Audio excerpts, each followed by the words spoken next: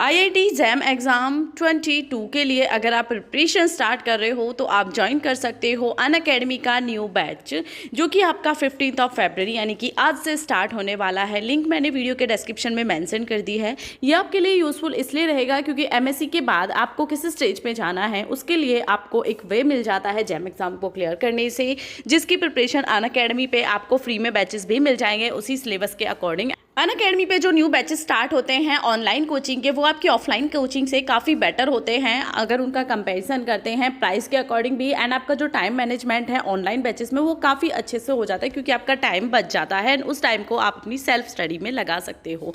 सभी सब्जेक्ट की ये आपको क्लासेस मिल जाएंगी, chemistry, biotechnology, mathematics, physics. Top educators के थ्रू आपको ये क्लासेस कराई जाएंगी जिन्हें 6+ ईयर का एक्सपीरियंस है। एंड अगर आप मेरा कूपन कोड यूज़ करते हो BWB10 तो आपको एक्स्ट्रा 10% डिस्काउंट मिल जाएगा, जो कि उनका नॉर्मल प्राइस है उसमें भी, जो आपको ऑफलाइन कोचिंग में देखने के लिए कहीं भी नहीं मिलेगा। So please go and check out the link in description box. Hello everyone, welcome back to my channel. Today I'm going to sharing a detailed class on thin layer chromatography. Whole analytical chemistry is mainly depend on thin layer chromatography. It's contain 50% marking of analytical chemistry, so you need to focus on all types of chromatography. So without any further ado, let's get started with a thin layer chromatography. Practically process को देख लेते हैं। जैसा कि naming से ही clear है thin layer, तो thin layer की बात chromatography में जरूर होने वाली है। Firstly, we need to take a sheet for this process. Sheets के लिए हम यूज करेंगे ग्लास, ओके, या प्लास्टिक और फॉइल, मीन्स एल्यूमिनाई से हम बोल सकते हैं। क्लियर? इसके बाद जो हमारा सेकंड स्टेप होगा उसमें हम प्रिपेयर करेंगे इस प्लेट को, जो कि हम यहाँ पे ग्लास की यूज कर रहे हैं। मेनली ग्लास की यूज की जाती है, बट ग्लास की अवेलेबल नहीं है तो फिर आप प्लास्टिक एंड फॉइल भी यूज कर सकते हो, रिजल्ट आपको सेम मिलेगा। ओके, उसके बाद हम क्या करते हैं कि इस प्लेट को लेने के बाद हम इस प्लेट को तैयार करते हैं। प्लेट को तैयार करने के लिए हम इस पे एडसोर्बेंट की एक लेयर लगाते हैं। इसे मैं इस टाइप से आपको एक्सप्लेन कर देती हूँ। So coated with adsorbent, and in first step we need to take a sheet of glass or plate or foil. Then in second step we will coat it with a adsorbent, and example of adsorbent is silica gel, or we can take aluminium oxide.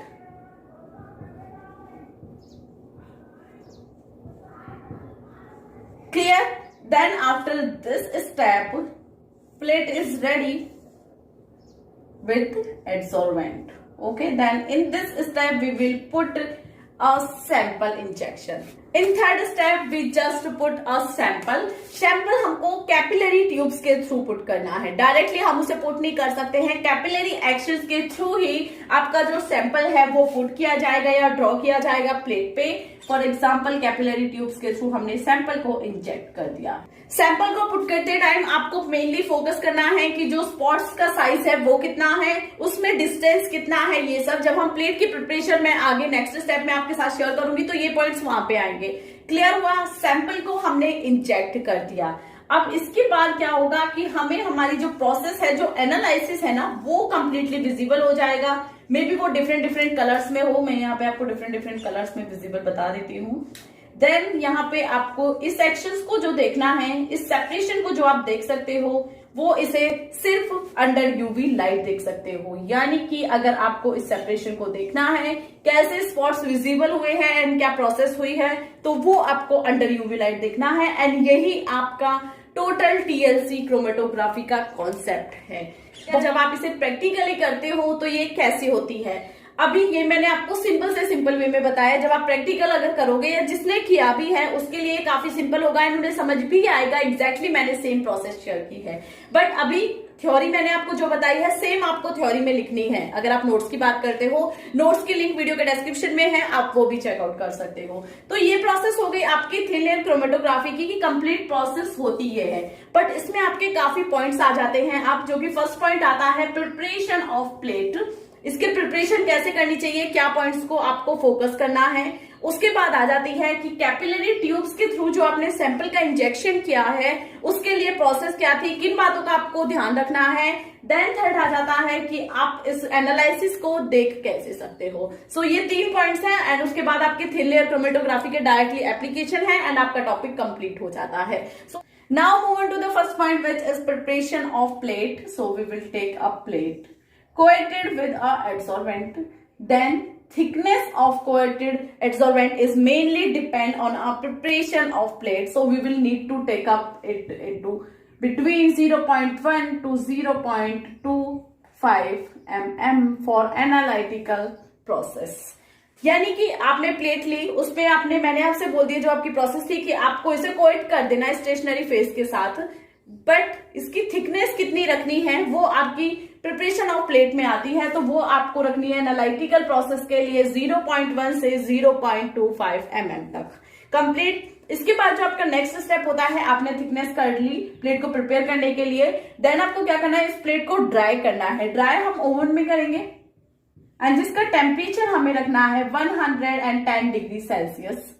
Okay and इसके बाद जैसे ही ये dry हो जाएगी, आपका preparation of plate का जो step है वो कंप्लीट हो जाएगा। इसके बाद प्रिपरेशन ऑफ प्लेट का जो स्टेप है वो कंप्लीट हो जाता है। सिर्फ आपको मेनली फोकस करना है कि जो आपने एडसॉर्बेंट अप्लाई किया है उसकी थिकनेस कितनी होनी है एंड आपको जो प्लेट को ड्राई करना है वो किस में करना है, ओवन में करना है एंड उसके लिए जो टेम्परेचर है वो कितना रखना है। क्लियर हुआ? देन आ जाता है आपका second point which is using capillary tube या कैपिलरी एक्शन जो होता है वो कैसे होता है। तो इसमें हम क्या करते हैं, प्लेट है हमारी, देन इसमें हम सैंपल का इंजेक्शन करेंगे।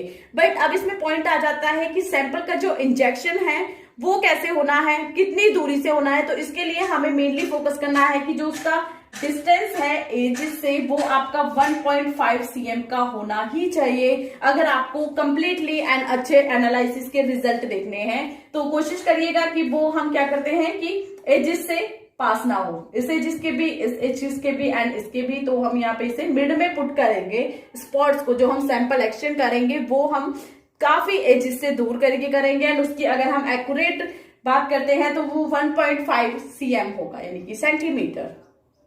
आपको इसे दूर रखना है। देन जो इसका नेक्स्ट स्टेप है वो है, अगर हमने यहाँ पे नॉन वॉलेटाइल मिक्सचर को यूज किया है, जिसकी बात स्टार्टिंग में मैंने की थी कि थिन लेयर क्रोमेटोग्राफी में हम यूज करते हैं नॉन वॉलेटाइल सॉल्वेंट को ही सेपरेट की टेक्निक के थ्रू। तो इसमें अगर हमने नॉन वॉलेटाइल यूज किया है तो ये डायरेक्टली ओवन में ड्राई नहीं होगा। इसके लिए हमें यूज करना है वैक्यूम चैम्बर। ओके एंड उसी से आपको ड्राइड प्लेट मिलेगी एंड उसके थ्रू आपको अच्छा रिजल्ट मिलेगा। Second point is placement of plate. हमने वो समझ लिया कि हमें प्लेट को प्लेस कर देना है, देन ड्राई कर देना है, स्पॉट का इंजेक्शन कर देना है, हमें हमारी प्रोसेस मिल जाएगी। बट इसमें आपको कुछ थिंग्स को ध्यान रखना है, जैसे कि आपको प्लेट को टच नहीं करना है। आप डायरेक्टली हैंड से प्लेट को टच नहीं कर सकते। अगर आप टच करोगे तो इस टाइप से स्पॉट्स बन जाएंगे उस पे एंड वो आपकी यूवी लाइट में जब आप रिजल्ट को देखोगे तो वो विजिबल होंगे। तो उसे टच नहीं करना है बिल्कुल भी। इसके बाद जब भी आप इसे प्लेस करोगे, चैम्बर की अगर हम बात करते हैं या हम ओवन की बात करते हैं इसे ड्राई करने के लिए, तो उसमें आपको अपने ग्लव्स पहनने हैं। सेकेंड वन इज कि आपको अगर इसे टच करना है तो आप एजिस से टच करोगे, यहां से, यानी कि साइड से जो आपकी प्लेट के एजिस है वो आप यहां से टच नहीं कर सकते, आप ऐसे टच नहीं कर सकते हो लाइक ये। सो प्लेसमेंट ऑफ प्लेट में आपका मेन पॉइंट जो आता है कि आपको फिंगर्स के थ्रू टच नहीं करना है। ये आपकी प्लेट है, यहाँ पे हमने सैंपल इंजेक्ट किया है तो हम इसे इस टाइप से कैरी करेंगे। ओके इस टाइप से, सी ठीक है। हम इसे सैंपल की साइड से ऐसे कैरी नहीं कर सकते हैं, अदरवाइज हमारा जो रिजल्ट है वो बिल्कुल भी नहीं आएगा। तो प्लेट को इस टाइप से कैरी करके ही आपको प्लेस करना है। ऐसे आप कैरी कर सकते हो एंड यहाँ सैंपल है तो आपको उसे प्लेस कर देना है। अब इसमें आपका सेकंड पॉइंट आ जाता है कि आपकी प्लेट आपने सेफ रख ली, आपने उसे फिंगर से टच नहीं किया तो उस पर डस्ट पार्टिकल नहीं होंगे, आपको रिजल्ट क्लियर दिखना चाहिए। बट वो आपका डिपेंड आपके ओवन में भी करता है एंड आपके वैक्यूम चैम्बर में भी करता है, यानी कि जिसमें आपको इसे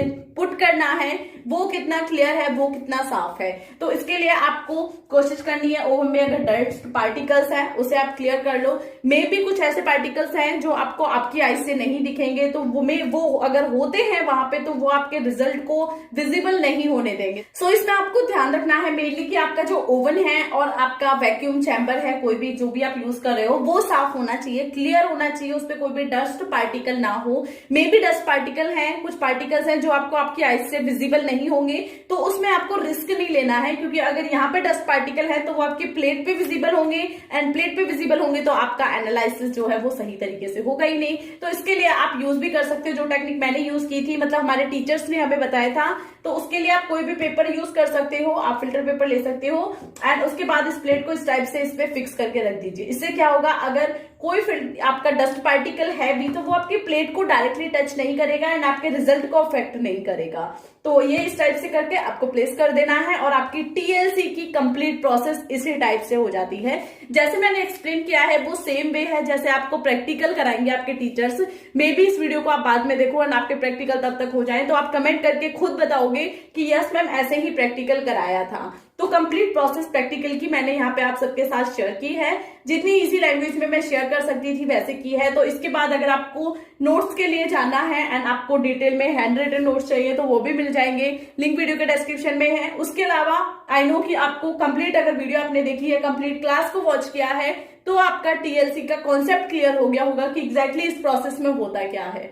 सो सभी प्रोसेस समझ आ गई हैं तो फिर आप खुद से भी अपने नोट्स बना सकते हो। So thank you for watching.